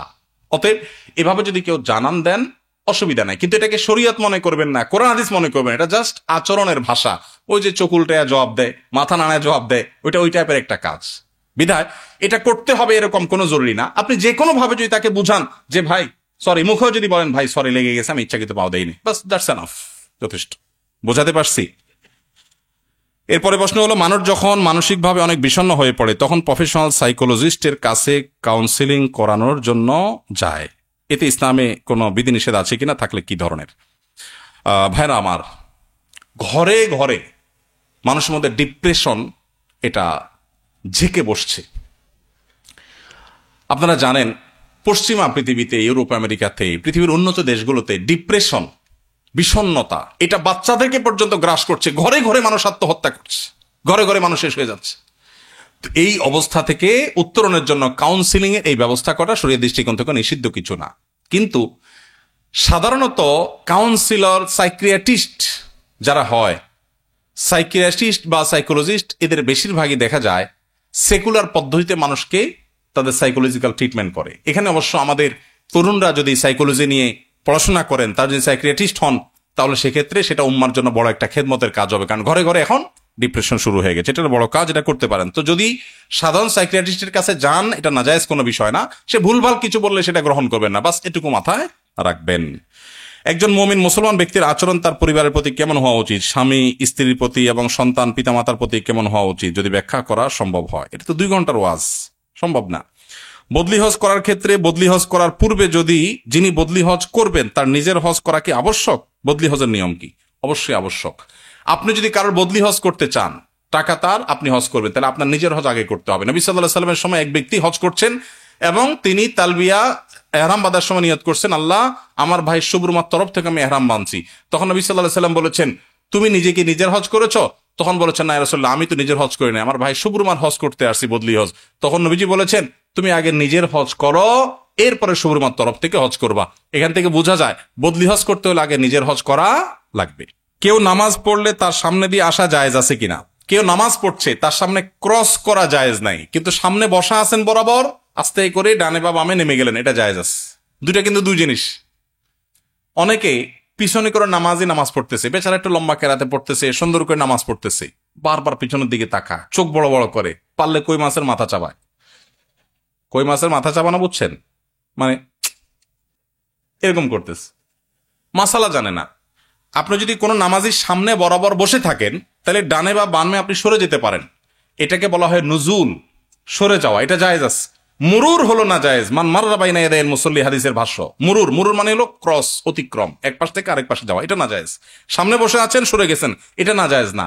সুউদ মুরুর, সুউদ এবং নুজুল এই দুইটা জায়েজ, মুরুর না জায়েজ। হাদিসে মুরুর নিষেধ করা হয়েছে, সুউদ আর নুজুল নিষেধ করা হয়নি। আপনি নামাজ পড়ছেন, সামনে জায়গা ফাঁকা, জামাত দাঁড়ায় গেছে, তো আপনি পেছন থেকে সোজা নামাজির বরাবর দাঁড়ায় গেছেন, ডানেও যান নাই বামেও যান নাই, বরাবর যা দাঁড়ায় গেছেন, এটা জায়েজ আছে। আবার বরাবর সামনে আছেন, সরে গেছেন, এটাও জায়েজ আছে। না জায়েজ কোনটা? নামাজের সামনে দিয়ে এক পাশ থেকে আরেক পাশে গেলেন, এটা হলো না জায়েজ। অতএব যত দেরি হোক, যত কষ্ট হোক, সবর করবেন এবং ক্রস করবেন না। আর যিনি নামাজে দাঁড়াবেন তারও দায়িত্ব হলো যে মানুষের চলাচলে ব্যাঘাত হয় এরকম কোন জায়গায় নামাজের নিয়ত করবেন না। এখন জামাতে নামাজ এক দুই রাকাত ছুটে গেছে, বেচারা সেগুলো আদায় করতেছে, তার তো কিছু করার নাই। এক্ষেত্রে সামনে মুসল্লিরা হাঁটাহাঁটি করবে না। অনেক সময় দেখা যায় নামাজিরা এক দুই রাকাত মিস করেছেন, মাসবুক হয়েছেন, তারা নামাজ পড়ছেন, আর বাকিরা উঠে হাঁটাহাঁটি শুরু করছে নামাজের সামনে দিয়ে। নবী সাল্লাল্লাহু আলাইহি ওয়াসাল্লাম বলেছেন, নামাজি ব্যক্তির সামনে ক্রস করা, হাঁটাহাঁটি করা, এটা কত বড় অপরাধ, এর শাস্তি কত জঘন্য হবে, এটা যদি মানুষ জানতো 40 পর্যন্ত মানুষ অপেক্ষা করতো। 40 বলতে 40 দিন না বছর, সেটা নবী সাল্লাল্লাহু আলাইহি ওয়াসাল্লাম বলেন নাই। তাহলে বোঝা গেল যে ক্রস করা, অতিক্রম করা জায়েজ নাই। যত সময় লাগুক প্রয়োজন অপেক্ষা করতে হবে, সবর করতে হবে। এরপরে প্রশ্ন হলো, আমার স্বামী অনেক মোবাইলে গেম খেলে, তাকে এই বিষয়ে না বললে শুনে না, অশান্তি করে অনেক, আপনি নসিহত করেন। ছোট বাচ্চার সামনে অনেক বাজে আচরণ করে। আসামি সম্ভবত আছে এখানে, না হলে তো এটা বলার কথা নাই, বোন হয়তো ধরে আনছে। আল্লাহ তাআলা আসামিকে হেদায়েত দান করুন। শুনেন ভাই, মোবাইল টিপাটিপি করে আসক্তির লেভেল পর্যন্ত চলে যাওয়া, এটা এখন একটা মহামারীর আকার ধারণ করেছে। শত শত সংসার শেষ হয়ে যাচ্ছে। ভাইরা আমার, আপনাদের সবাইকে আমি বিনীতভাবে অনুরোধ করি, বাসা বাড়িতে যখন ঢুকবেন আল্লাহর ওয়াস্তে মোবাইল টিপাটিপি বন্ধ করবেন। গেমস তো অনেক পরের কথা। আপনি যদি বাসা বাড়িতে যে স্ত্রী এবং সন্তানদের হক আদায় না করে ভূতের মতো ইউটিউব, ফেসবুক আর গেমস ইত্যাদিতে ডুবে থাকেন, তাহলে আপনি গুনাহগার হিসেবে আল্লাহর কাছে উঠবেন কিয়ামতের ময়দানে। অনেক নামাজি মানুষ আছে, লম্বা দাড়ি আছে, সব ঠিক আছে, হক হালাল অনুযায়ী চলেন, হালাল মেনটেন করে চলেন, কিন্তু মোবাইলের টিপাটিপির কারণে তিনি অতিরিক্ত আসক্তি, এডিকশনের কারণে তিনি তার পরিবারের হক আদায় করতে পারছেন না। আছে না নাই? বাচ্চাগুলোর অবস্থা বড় করুণ। এটার নিয়ন্ত্রণ করা জরুরি। ভেতর থেকে একজন বলছে মহিলারাও মোবাইল টিপে। সঠিক বলেছেন, আপনার সাথে আমি একমত। অনেক মহিলারাও এ রোগের রোগী, যে দেখা যায় স্বামী বেচারা সাইড পায় না। কেন? কারণ সে বান্ধবীদের হোয়াটসঅ্যাপ গ্রুপে এখন অ্যাক্টিভ আছে। সে এখন কোন রান্না বাড়ার ভিডিও দেখতেছে, সাজগোজের ভিডিও ইউটিউবে দেখতেছে, এত এঙ্গেজ যে স্বামীকে সময় দেওয়ার সুযোগ নেয়, সন্তানকে সময় দেওয়ার সুযোগ, মোবাইল টিপতে বাচ্চাদের মুখে খাবার দিচ্ছে। পুরুষরা হোক মহিলারা হোক, যেই করুক না কেন, এটা খুবই জঘন্য একটা কাজ। বেশিরভাগ লোক বাসায় ঢুকতে ঢুকতে মোবাইল টিপতে ঢুকে, আবার বাইরে আসা মোবাইল টিপতে বাইর হয়। এটা কোনো জীবন না ভাই। আমি বেশ কিছুদিন অফিস থেকে আসার পর গাড়িতে মোবাইলটা রেখে গ্যারেজে, তারপরে গায়ে লক করে তারপর বাসায় যাইতাম। বাসায় মোবাইল নিতামই না। অবশ্য পরে এটা ধরে রাখতে পারি নাই, কিন্তু চেষ্টা করি এখনো পর্যন্ত যে সব ঝামেলা শেষ করে, প্রয়োজনে বাসা ঢুকার আগে কাজ ঝামেলা শেষ করে, এরপর মোবাইল চার্জে বা অন্য কোথাও দিয়া ফ্যামিলিকে যতটুকু সময় দেওয়া যায়। আমি এর আগে বিভিন্ন সময় বলেছি, এই শীতের মৌসুমে আমি দিনে কমপক্ষে 1 ঘন্টা ছেলেদের সাথে ব্যাডমিন্টন খেলার চেষ্টা করি, আলহামদুলিল্লাহ, কমপক্ষে 1 ঘন্টা। আমার একটা ক্ষেত আছে ঢাকায়, 18-19 আইটেমের সবজি করি আমরা, নিজের হাতে আমরা এই ক্ষেত কোপাই বাচ্চাদের সাথে নিয়ে। বেশিরভাগ বাবা মা তারা মোবাইলে আসক্ত, স্ত্রীকে সন্তানকে সময় দিতে পারেন না। আবার এসে আমাদের কাছে কাগজ লিখে দেন, ভাই সন্তানটা অমানুষ হয়ে যাচ্ছে, দোয়া শিখাই দেন। দোয়ার কাজ না তো, দাওয়াইয়ের কাজ। দোয়া তো করবেনই, কিন্তু দাওয়াই আপনাকে আগে দিতে হবে। এই জন্য মোবাইলের এই অপ্রয়োজনীয় টিপাটিপি বন্ধ করবেন তো ইনশাল্লাহ। আর যারা মোবাইলে গেমস খেলতে গিয়ে পরিবারের হক নষ্ট করছেন, তারা ডাবল গুনাহ করছেন। গেমস খেলে 1 গুনাহ করছেন সময় নষ্ট করে, আর স্ত্রীর হক নষ্ট করে আরেক গুনাহ করছেন। ভাইরা আমার, এটা নেশার মতো হয়ে গেছে, জঘন্য ব্যাপার হয়ে গেছে। ফেসবুক ইউটিউব ছাড়া জীবন চলে না। না, বাংলাদেশের একজন বড় ডাক্তার, যিনি স্বাধীনতা পদক পেয়েছেন কিডনির, কি নাম জানো, কামরুল ইসলাম সাহেব, ঢাকা মেডিকেল কলেজের সিরাজ সেমিনারে আমার সাথে, উনিও আলোচক হিসাবে ছিলেন, ওনার সাথে আমি ছিলাম। তো আমি দেখলাম যে উনি বলছেন ঢাকা মেডিকেল কলেজের স্টুডেন্টদেরকে যে, বাবারা, বাংলাদেশের যত কিডনি স্থাপিত হয়েছে তার অর্ধেকের বেশি তিনি একা করেছেন এবং ফ্রি। ভাঙাচোরা গাড়িতে চলেন, ওই টাকা দিয়া ডায়ালিসিস মেশিন কেনেন মানুষের জন্য। সেই জন্য স্বাধীনতা পদক পেয়েছেন, অনেক অবদান তার মানুষের জন্য, দিনদার মানুষ। তো তিনি বললেন, দেখলাম ছেলেদেরকে, যে বাবারা, আমি একটা বাটন ফোন ব্যবহার করি, আমার কোনো স্মার্টফোন নাই। তোমাদের কি মনে হয় তোমাদের চাইতে সায়েন্সে, টেকনোলজিতে, তথ্য প্রযুক্তিতে আমি পিছিয়ে আছি? ছাত্ররা বলল না। তিনি বললেন যে আমাদের এই 1 হাত লম্বা মোবাইল, 1/2 হাত লম্বা মোবাইল লাগে, স্মার্টফোন লাগে কেন? আমাদের তথ্য উপাত্ত জানার জন্য। এটা বেশিরভাগ ক্ষেত্রে শয়তানের নেক্সুরতের ধোঁকা। প্রয়োজন হলে আপনি রাখেন, কিন্তু সেটা নিয়ন্ত্রণ করা আপনাকে শিখতে হবে। আপনি যদি সাপ ধরে যদি সাপের বিষ দিয়ে ঔষধ বানাতে হয়, তাহলে সাপ নিয়ন্ত্রণ করা আপনাকে শিখতে হবে। উল্টা যদি সাপের ছোবলে আপনি মারা যান, তাহলে আপনার জন্য এই কাজ করা জায়েজ নাই। মোবাইল যদি আপনার নিয়ন্ত্রণের বাইরে চলে যায়, এই মোবাইল চালানো আপনার জন্য জায়েজ নাই। অনেক ভাইরা আছেন নামাজি কালামে, দিনদার, দাড়িওয়ালা, সব ঠিক আছে, প্র্যাকটিসিং মানুষ, মাশাআল্লাহ, শুধু মোবাইল ফোন তার জাহান্নামে যাওয়ার কারণ হয়ে যাবে। এই জন্য ভাই, এটা নিয়ন্ত্রণ করি, চেষ্টা করবো তো ইনশাআল্লাহ। যাদের ফ্যামিলি আছে, ফ্যামিলিকে সময় দেন। ভাইরে, মোবাইল টিপার একটা মজা আছে, আমিও বুঝি, কিন্তু ফ্যামিলির সাথে টাইম পাস করা একটা মজা আছে, এটা আমরা বেশি বুঝি না। আল্লাহ আমাদেরকে তৌফিক দান করুন। আমি আমার কথা বললাম, এত ঝামেলার পরও যেদিন সময় পাই বাচ্চাদেরকে বলি, নামো, আমি আসতেছি, আমরা খেলবো। কোর্ট কটা আছে, আমরা ব্যাডমিন্টন খেলি। আর যেদিন সুযোগ আছে বাচ্চাদের নিয়ে খেতে কোদাল নিয়ে আমরা নেমে যাই। যখন সুযোগ পাই তখন করি। আমাদের ছাদে 146টা ড্রাম আছে, সব রকমের সবজি আছে আমার ছাদে, আলহামদুলিল্লাহ। সেগুলো আমি, আমাদের পরিবারের সদস্যরা, বেশিরভাগ কাজ অবশ্য তারাই করে, আমি যতটুকু পারি সেখানে। আমার বাবা কালীগঞ্জ উপজেলায়, আমার বাসার পাশে মোবারকগঞ্জ সুগার মিল অবস্থিত। আমরা বিকালে সুগার মিলের ভিতরে গেলে আখ আর চিনি খাই। এতে সুগার মিলের লোকেরা আমাদের কিছুই বলে না। আমার প্রশ্ন, এই যে ফাও, আখ আর চিনি খায়, এটা আমাদের জন্য জায়েজ হবে কিনা? ফাও খাচ্ছেন, আবার সেটা জায়েজ হোক সে মাসালাও চাচ্ছেন। শুনেন, কারোর খেতে, আখ খেতে ঢুকে একটা আখ ভেঙে খেয়ে ফেললেন চুরি করে, অনুমতি ছাড়া। কারোর দোকানে দোকানদার আরেক দিকে তাকাইছে, 1 মুঠ চিনি নিয়ে দৌড় দিলেন, চিনি খাইয়ে ফেললেন চুরি করে। এতে আপনার আমল নামাতে যে গুনাহ লেখা হবে, এই মোবারকগঞ্জ সুগার মিলের আখ এবং চিনি চুরি করলে তার চেয়ে বহুগুণ বেশি গুনাহ হবে। কেন? কারণ এই আখ ক্ষেতের আখ একজনের হক, ওই দোকানদারের চিনি দোকানদারের হক, ওই সুগার মিলের চিনি বা সুগার মিলের যে আখ, এটা একজনের হক না, এটা অনেকের হক। ঠিক না ভাই? ঠিক। এজন্য যারা সরকারি চাকরি করে 2 নম্বর পথে উপার্জন করেন, যারা সরকারি মাল, রাষ্ট্রের সম্পদ তসরুফ করেন, কিয়ামতের ময়দানে তাদের অবস্থা হবে ভয়াবহ। তাদের অবস্থা হবে ভয়াবহ। কারণ 18 কোটি 20 কোটি মানুষ যদি দেশে থাকে, মানুষ ওই সম্পদের হকদার। এই 18 কোটি 20 কোটি মানুষ বিবাদী হয়ে কিয়ামতের দিন বাদী হয়ে মামলা করবে আল্লাহর কাছে। তখন তাদের সাথে মামলায় আপনাকে লড়তে হবে। খুব জঘন্য ব্যাপার। রাষ্ট্রের সম্পদ তসরুফ করা 4টিখানি বিষয় না, ন্যূনতম আল্লাহর ভয় থাকলে কোনোদিন মানুষ এই কাজ করতে পারে না। এই জন্য ভাই, আপনি প্রশ্নটা কি ফান করে দিলেন কিনা আমি বুঝলাম না, কিন্তু আল্লাহর ভয় যদি থাকে আপনাকে পরিহার করতে হবে। এখন আপনি বলবেন যে ভাই, মিলের লোকজন তো কিছু বলে না। মিলের লোকজন কিছু বলে না, এর মানে এটা আপনার জন্য হালাল না। এমনকি যদি সে আপনাকে বলেও ভাই আপনি খান, তাহলে কি হালাল হবে? কেন হবে না? ওটা তো তার বাপের না।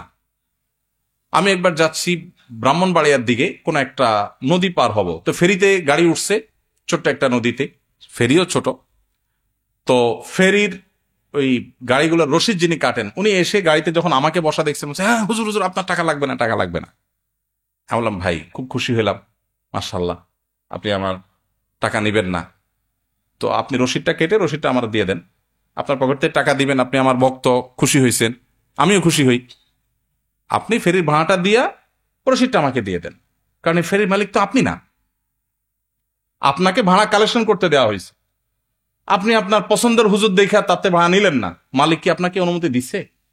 যদি দিয়ে থাকে 100 বার আমিও হাদিয়া গ্রহণ করবো, আর যদি না দিয়ে থাকে তাহলে আপনার এই রাইট নেই যে মালিকের জিনিস আপনি দিয়ে দিবেন। অনেকে আছে হোটেলে খাইতে গেলে নিয়মিত যদি হোটেলে যায়, বিশেষ করে ছাত্ররা এই কামটা বেশি করে, মেসিয়ারের সাথে একটা বাইল করে ফেলা, বকশিস বাড়ায় দেয়, এরপর দেখা যায় ঝোলতির 2বার জায়গায় 4বার নেয়। ঝোল নেওয়ার সিস্টেম আছে না, যা চায় তা দেয়। তো এই যে যা চায় তা দেয়, মেসিয়ার যদি আপনাকে দেয় আপনার জন্য হালাল হবে? কেন হালাল হবে না? কারণ এটা মেসিয়ারের বাবার না, তার নিজের না, এটা মালিকের। তিনি তসরুফ করছেন। ভাইরে, হালাল হারামের বিষয়টা খুবই গুরুত্বপূর্ণ এবং খুবই ভয়াবহ। আল্লাহ তাআলা আমাদেরকে বোঝার তৌফিক দান করুন। এই জন্য সুগার মিলে গিয়ে এই কাজ আর করবেন না, তওবা করেন।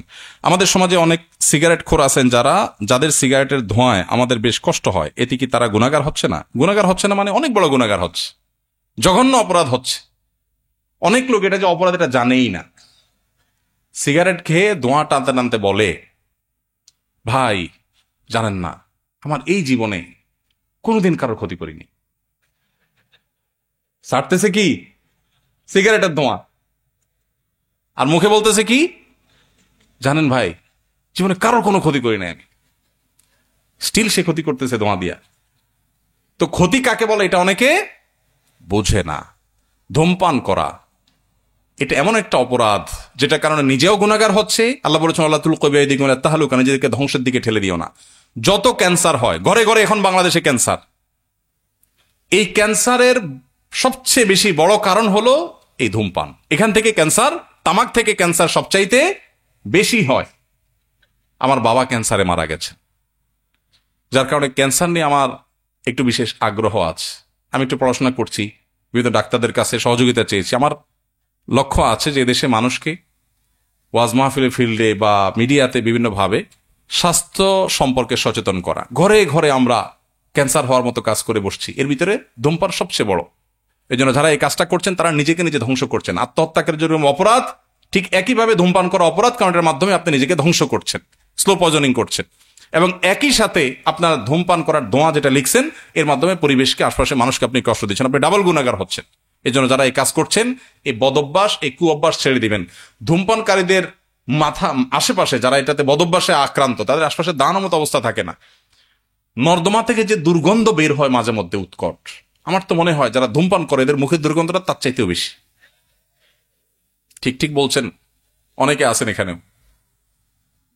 একবার আমার মনে আছে, আজিমপুরে ম্যাটার্নিটি হসপিটালের পাশে একটা মসজিদে নামাজ পড়ছি জোহরের, আমার পাশে এক লোক দাঁড়াইছে এরকম ধূমপান করে অভ্যস্ত। পুরো নামাজ আমার মনে হয় বরবাদ হওয়ার উপক্রম, বমি আসার উপক্রম দুর্গন্ধে। কিন্তু কিভাবে বলি তারে, মাইন্ড করে কিনা, তো বুদ্ধি বাইর করলাম। তার আগে সে আমার পরে দাঁড়াইছে, 1-2 রাকাত বোধহয় মিস হয়েছে, সে ওইটা পড়তেছে। আমি সালাম ফিরে তাড়াতাড়ি করে পকেট থেকে কাগজ কলম বাইর করে সুন্দর কথা একটা নসিহত করলাম, ভাই আপনার মুখের যে নর্দমার গন্ধ, কত যে কষ্ট আমার হয়েছে, যদি আপনার বুঝাতে পারতাম আপনি ওনার ধূমপান ছেড়ে দিতেন। এটা নসিহত করে লিখে কাগজটা তার সামনে রেখে আমি তাড়াতাড়ি দৌড়ে চলে গেছি। যে নসিহত হয়ে গেছে, আমার পিঠও বেঁচে গেছে। তো ভাইরা আমার, যারা ধূমপানে অভ্যস্ত আছেন, কত নোংরা এই গন্ধটা, এটা আপনি নিজেও হয়তো টের পান না। আল্লাহ আমাদের ভাইদের রুচিগুলোকে সুন্দর করার তৌফিক দান করুন। কোনো ব্যক্তি খুন হলে ওই ব্যক্তির গোপনে থাকা ঋণ যদি পরিবার না জানে, তাহলে ওই ঋণের হুকুম কি হবে? এটা কি খুনির উপর বর্তাবে? কেউ কাউকে খুন করেছে, আল্লাহ মাফ করুক, যদি এটা হয় তাহলে যিনি খুন হয়েছেন, নিহত হয়েছেন, তার ঋণ থাকলে ওই ঋণ তার উপরেই বর্তাবে। খুনি খুন করে অপরাধী হয়েছে সেটা ভিন্ন বিষয়, কিন্তু ঋণ তার উপরে বর্তাবে। কেন? কারণ তিনি ঋণগ্রস্ত হলে তার কর্তব্য ছিল লিখে যাওয়া ওসিয়ত করা। নবী সাল্লাল্লাহু আলাইহি ওয়াসাল্লাম বলেছেন, কারো কোনো ওসিয়ত করার কিছু থাকলে সেজন্য রাতে না ঘুমায় ওসিয়ত লেখা রাখ পর্যন্ত। ভাইরা আমার, এই জন্য লিখে রাখবেন। নোট মেনটেন করবেন। লোন করেছেন, আপনার নোটবুকে ডায়েরিতে লেখা থাকবে, আপনার মারা গেলে, মৌত হয়ে গেলে পরিবার লোকরা অন্তত জানতে পারবে যে তার লোন ছিল, মাপ চাবে, দেয়ার ব্যবস্থা করবে, কিছু একটা করবে। আপনি গোপন রেখেছেন, কাউকে জানান নাই, এটা গুনাহের কথা, এটা উচিত হয় নাই। কিন্তু নিহত হয়ে মারা গেছেন তিনি, ওমান কতিলা দুনা দামিহি ফাহুয়া শহীদ, আশা করা যায় আল্লাহর কাছে তিনি শাহাদাতের মর্যাদা পাবেন যদি ইমানদার হয়ে থাকেন। কিন্তু তার ঋণ পরিশোধের দায় তাকে নিতেই হবে। এটা খুব ভয়াবহ ব্যাপার। নবী সাল্লাল্লাহু আলাইহি সাল্লাম ঋণ করে যারা মারা যেত তাদের জানাজা তিনি পড়তেন না, অন্যদেরকে পড়তে বলতেন। কেন? এটা শিক্ষা দেওয়ার জন্য যে মানুষের ঋণ যেন পরিশোধ করতে কেউ সিরিয়াসনেসের অভাব না থাকে। জাকাত দিলে কি লাভ, না দিলে কি লাভ, না দিলে কি ক্ষতি? জাকাত দিলে লাভ হলো সম্পদে আল্লাহ তাআলা বারাকা দিবেন, সম্পদের সেফটি হবে, সম্পদ পবিত্র হবে। জাকাত শব্দের অর্থই পবিত্র করা। আর না দিলে কি হবে? সম্পদ অপবিত্র হবে। কিয়ামতের ময়দানে আল্লাহ তাআলা শাস্তি দিবেন। কি শাস্তি দিবেন? কোরআনে আল্লাহ বলেছেন, ইয়াউমা ইউহমা আলাইহা ফি নারি জাহান্নাম ফাতাকুয়া বিহা জিবাহুহুম ওয়া জুনুবুহুম ওয়া যুহুরুহুম হাযা মা কানাসতুম লিআনফুসিকুম ফাযুকু মা কুনতুম তাকনিজুন। যারা যাকাত দেয়নি, সম্পদ জমা করে রেখেছে, আল্লাহ বলেছেন আল্লাযীনা ইয়াকনিজুনা আয-যাহাবা ওয়াল ফিদ্দা ওয়া লা ইউনফিকুনহা ফি সাবিলিল্লাহ।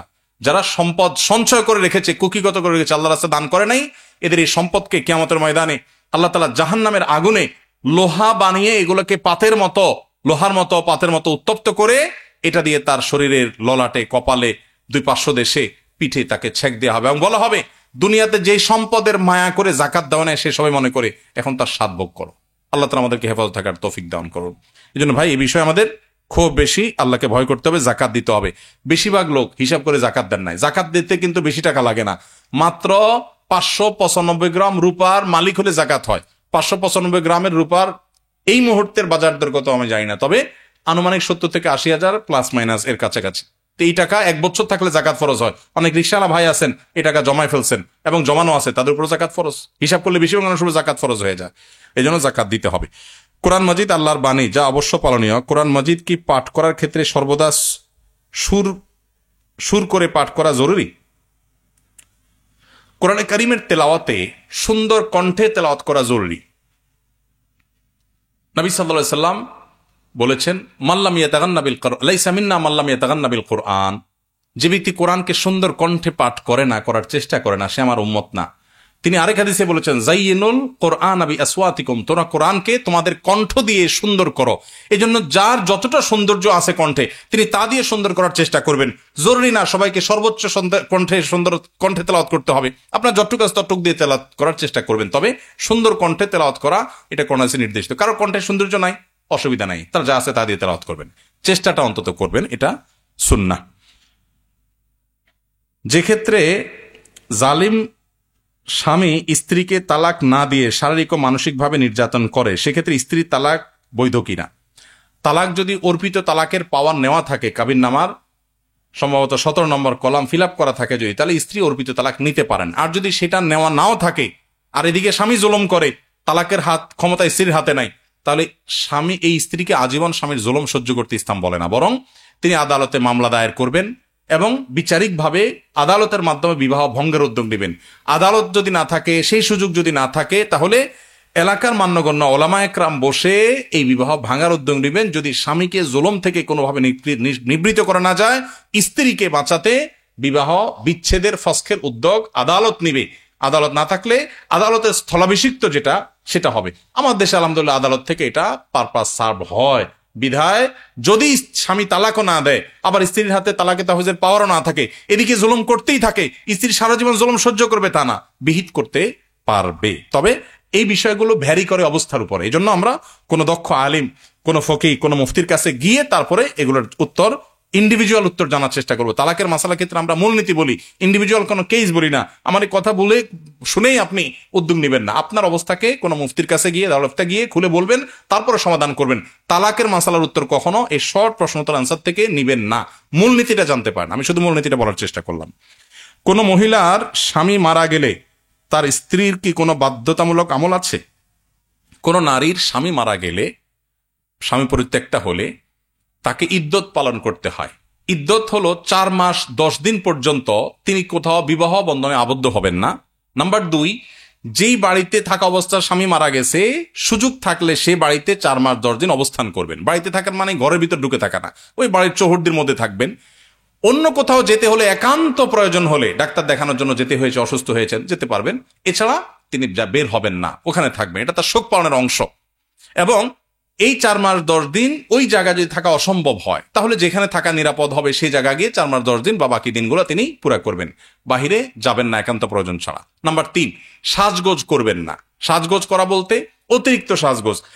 বেসিক যে কাজগুলো মানুষ করতে হয়, তেল মাখতে হয় বা অন্যান্য কাজগুলো সুস্থ থাকার প্রয়োজনে বা নিজের স্বাস্থ্যের প্রয়োজনে যদি করতে হয়, সেগুলো ভিন্ন বিষয়। সাজগোজ বলতে যা বোঝানো সেগুলো করবেন না। অলংকার ইত্যাদি পরবেন না। অর্থাৎ সাজগোজের উদ্দেশ্যে যে অলংকার পরা হয়, ঘুরতে যাওয়া হয়, এরকম অলংকার ইত্যাদি পরবেন না। তো এই কাজগুলো 4 মাস 10 দিন না করা স্বামী যাদের মারা গেছে সেই স্ত্রীদের জন্য কর্তব্য, এটা তাদের জন্য ওয়াজিব। আমরা যদি কেউ ফাজলামি করে কাউকে কবুল বলি তাহলে কি বিয়ে হয়ে যাবে? স্কুল কলেজে ছেলেফেলেরা অনেক সময় দুষ্টম করে এই কাজ করেন। দেখুন, ফালাফুন জিদ্দুহুন্না জিদ্দুন ওয়া হাজলুহুন্না জিদ্দুন। নবী সাল্লাল্লাহু আলাইহি ওয়াসাল্লাম বলেছেন 3টা কাজ হাসতে হাসতে করলে যা হবে, সিরিয়াসলি করলেও তা হবে। এর ভিতরে একটা হলো বিয়ে। যদি 2 জন সাক্ষীর উপস্থিতিতে, অ্যাডাল্ট 2 জন সাক্ষীর উপস্থিতিতে এই কাম করে থাকেন, উভয়ে হাসাহাসি করেছেন, আর নিজেরা শিশু না হন, আপনারাও অ্যাডাল্ট হন, তাহলে হানাফি মাযহাবের মাসআলা অনুযায়ী বিয়ে হয়ে যাবে। বলবেন হুজুর মোহরটা ঠিক কই নাই। মোহর অটোমেটিক সেট হয়ে যাবে, কিন্তু বিয়ে হয়ে যাবে। খুব জটিল। এখন অনেক সময় আমরা ফাজলামি করি। এখন কেউ নাটক সিনেমাতে অভিনয় করার জন্য করছে, সেটাও যদি 2 জন সাক্ষীর সামনে করে, ওই ব্যাকল জানে না যদি আবিয়াত্ত হয়ে থাকে বিয়ে হয়ে যাবে, আর যদি বিবাহিত হয় তাহলে তার কোনো উপায় নেই। তো শরীয়তের এই মাসালাগুলো নিয়ে তামাশা করা যাবে না, এগুলো সিরিয়াস ইস্যু। আমার 2 বছর বয়সী পুত্র সন্তান সারা রাত একটুও ঘুমায় না, খুব কান্নাকাটি করে। বাড়িতে সবাই অসুস্থ হয়ে পড়ছি না ঘুমিয়ে। এখন করণীয় কি? ভালো কোনো রাকি শরণাপন্ন হবেন। আমার অফিসে রুকিয়ার জন্য শত শত মানুষের সিরিয়াল। আমি বারবার করে বলি, ভাই আমি কোনো রাকি না, রুকিয়া করা আমার কাজ না। আমার নিজের রুকিয়ার জন্য আমি অন্য রাকিদের সহযোগিতা নেই। আপনি সোশ্যাল মিডিয়াতে রুকিয়া সাপোর্ট গ্রুপ সার্চ করলে অনেক গ্রুপ, অনেক লোক পাবেন যারা ভালো ভালো রুকিয়া করেন, কোরআন হাদিস থেকে রুকিয়া করেন, কোনো শিরকি কাজ, ভুয়া কাজ করেন না। জাস্ট এটুকু নিশ্চিত হয়ে যে কোনো রাকির শরণাপন্ন হবেন। একেবারে সবচেয়ে সহজ যেটা, অনেক বই আজকাল বের হয়েছে, সেলফ রুকিয়া, নিজে নিজে রুকিয়া করবেন কিভাবে। শুধু কোরআন কারিমে আয়াত পড়ে পড়ে, আয়াতে শেফা পড়ে পড়ে আপনি চিকিৎসা গ্রহণ করতে পারেন। সায়েন্সের এই যুগে, এখানে অনেক সায়েন্সের ছাত্র আছেন, আপনাদের কাছে মনে হতে পারে যে ভাই কোরআন আয়াত পড়বো আর ট্রিটমেন্ট হয়ে যাবে। হ্যাঁ, কোরআন আয়াত পড়বেন আর ট্রিটমেন্ট হবে। বলে তাহলে হসপিটালের দরকারটা কি? নবী করিম সাল্লাল্লাহু আলাইহি সাল্লাম মানুষ অসুখ হলে তাকে চিকিৎসা গ্রহণ করতে বলেছেন, নির্দেশ করেছেন যে তোমরা চিকিৎসা গ্রহণ করো। এট এ টাইম একজন মুসলমান তিনি আল্লাহর কাছে দোয়াও করবেন। এই রুকিয়াটা হলো পার্ট অফ দোয়া। আপনি দুইটাই সমান্তরাল ভাবে করবেন। এবং বিশেষ করে এই যে রুগীর কথা বললেন, বাচ্চা কাঁদে অস্বাভাবিক, এটার জন্য যদি আপনি মিরাকল দেখতে চান, আপনি সুন্নাহসম্মত রুকিয়াতে আপনি যান। আমি আপনাকে আল্লাহর উপর ভরসা করে বলতে পারি আপনি আল্লাহর কুদরত দেখতে পাবেন। আমার জীবনে বহুবার দেখার সুযোগ হয়েছে যে কোরআনে কারিম কিভাবে মিরাকলের মতো কাজ করে। এজন্য বাচ্চারা অস্বাভাবিক কান্নাকাটি করছে, অস্বাভাবিক কিছু করছে, মনে হচ্ছে যেটা মেডিকেল সায়েন্স রিলেটেড কিছু না, অস্বাভাবিক, তাহলে বুঝতে হবে যেটা রুকিয়া রিলেটেড ইস্যু। আপনি কোরআন তেলাওয়াত শুরু করে দেন। সূরা বাকারা হলো কমন রুকিয়া। নবী সাল্লাল্লাহু আলাইহি সাল্লাম বলেছেন সূরা বাকারা, এইটার তেলাওয়াত যদি আপনি কোনো বাসায় করেন, তাহলে সে বাসায় এই যে জাদু বা এই জাতীয় সমস্যা যদি থাকে, আল্লাহ তাআলা এটা থেকে মুক্ত করবেন এবং শয়তান ওখানে থাকতে পারে না। এই জন্য সূরা বাকারা তেলাওয়াত করবেন। তেলাওয়াত করতে পারেন না, অডিও চালাই দিবেন, এটা শুনবেন মনোযোগ দিয়ে। ইনশাআল্লাহ দেখবেন এই জাতীয় বিষয়গুলো ট্রিটমেন্ট হয়েছে। আর সবচেয়ে ভালো হয় ভালো কোনো রাকির শরণাপন্ন হবেন, ইনশাআল্লাহ ঠিক হবে। আমি একজন বেকার যুবক, অনার্স 2য় বর্ষে পড়ি। আমার মা আমাকে এখনই বিয়ে দিতে চায়, কিন্তু আমি নিজে উপার্জন অক্ষম না হয়ে সংসারে জড়াতে চাই না। এখন আমি কি করব? মানসিক চাপে আছে। কি কপাল পড়া ছেলে, চিন্তা করেন। বউ ছেলে আমাদের কাছে কাগজ লেখা দেয়, বাপ মা বিয়ে করায় না, সে বিয়ে করতে চায়, আর এর মা বিয়ে করাতে চায়, সে পয়সা কামায় না দেখে করবে না। মানে কত বড় কপাল পড়া হলে এটা সম্ভব, চিন্তা করেন। কোন মা বাবা যদি উদ্যোগী হয়ে সন্তানকে বিয়ে করান, আলহামদুলিল্লাহ, তার মানে মা বাবা সাপোর্ট করবেন, বউকে না খাওয়ায় মারবেন না, রেখে দিবেন না। তার মানে তোমার বাবা মার সাপোর্ট আছে ভাই, তাহলে এই সুযোগটা তো গ্রহণ করা উচিত। কি বলেন? একই সাথে কাজও করা উচিত। বলে হুজুর আমি পড়ালেখা করে কাজ করবো। পড়ালেখা করে কাজ করা যায় না? আমি যখন যশোর দর্না মাদ্রাসায় পড়ি, আমার ভাই সাক্ষী, তখন আমি যুব উন্নয়নে ইমামতি করে চাকরি করি, 600 টাকা মাসে বেতন। আমি ছিলাম হাটহাজারী মাদ্রাসায়, সেখান থেকে এখানে আসছি। কেন? কারণ আমার বাবা সাতক্ষীরাতে মাছের ঘেরে ব্যবসা করতে গিয়ে অনেক লস খেয়েছেন, একেবারে আকাশ থেকে পাতালে পড়ার মতো। তখন বাবাকে সাপোর্ট দেওয়ার প্রয়োজন হয়েছে ফিনান্সিয়ালি। আমি তখন ভালো মাদ্রাসা ছেড়ে, হাটহাজারি ছেড়ে যশোর দর্শনে ভর্তি হয়েছি। আলহামদুলিল্লাহ, ছাত্র জীবনে বাবাকে সাপোর্ট করেছি, নিজে পড়ালেখা করেছি। আমার তো পড়ালেখার কমতি হয় নাই। 10 stand, 3rd stand, 2nd stand সব যশোর দর্শনা মাদ্রাসা থেকে হয়েছে। সাক্ষী সব এখানেই আছে। ওস্তাদরা আছেন, মাশাআল্লাহ, মুরব্বীরা ওস্তাদরা আছেন মাদ্রাসার। আমাদের কাশিমপুর হুজুর আছেন, আমাদের হাবেশা হুজুর আছেন, তো আমাদের আসাদুজ্জাহ একরাম এখানে আছেন। তাহলে ছাত্ররা যারা মনে করেন যে ছাত্র জীবনে আমি উপার্জন করবো করতে, এটা ভুল কথা। চেষ্টা করলেই সম্ভব। আমরা এখন অবশ্য ঢাকাতে আসুন্না ফাউন্ডেশন থেকে আমাদের ইউনিভার্সিটি স্টুডেন্টদের জন্য আমরা নানামুখী উদ্যোগ গ্রহণ করছি। আপনি চাইলেই হাতের কাছে স্ত্রীর ডাল ভাতের টাকা জোগাড় করার জন্য হিম্মত করলে একজন যুবক অনেক কিছু করতে পারে পড়াশোনার পাশাপাশি। বিধায় আপনি হীনমন্য না হয়ে এই অফারটা গ্রহণ করে ফেলবেন এবং হালাল উপার্জন করার চেষ্টা করবেন। বাবা মা যদি সাপোর্ট করে আলহামদুলিল্লাহ, আর কোনো কথাই নেই। মা বাবার অবাধ্য সন্তানদের জন্য মা বাবার করণীয় কি? অবাধ্য সন্তানকে বাধ্য করা এটা কঠিন একটা কাজ।